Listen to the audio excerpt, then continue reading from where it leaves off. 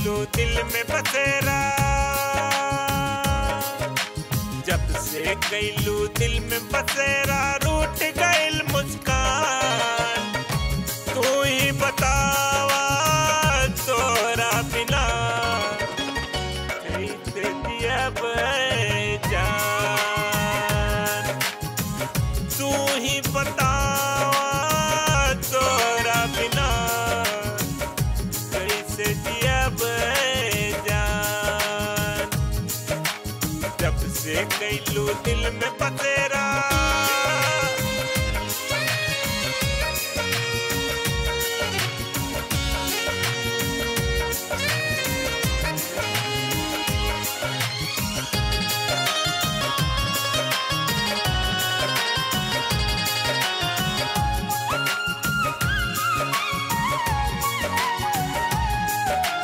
पीपर के पतैयत ई मनवा टोले, पिया पिया ई जिया हमार हर पल बोले। तू ही जान तू ही रात बनबू तू ही जान। तू ही बतावा तोरा बिना कैसे जियब जान। तू ही बतावा तोरा बिना कैसे जियब जान। जब से कैलू दिल में बसेरा रूठ गइल मुस्कान। तू ही बतावा तोरा बिना कैसे जियब जान।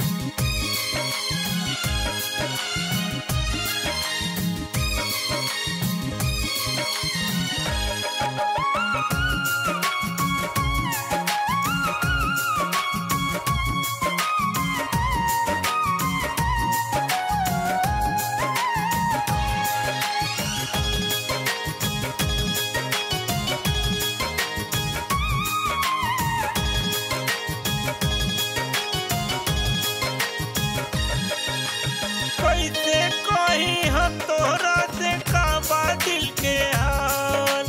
पागल बन भटकेला मन सासत में पड़ल परान। महफिल में भी मन न लागे सगरी लगे संसान। तू ही बतावा तोरा बिना कैसे जियब जान।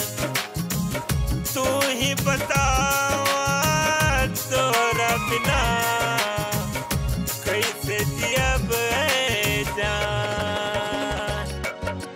जब से कैलू दिल में बसेरा, जब से कैलू दिल में बसेरा रूठ गइल मुस्कान।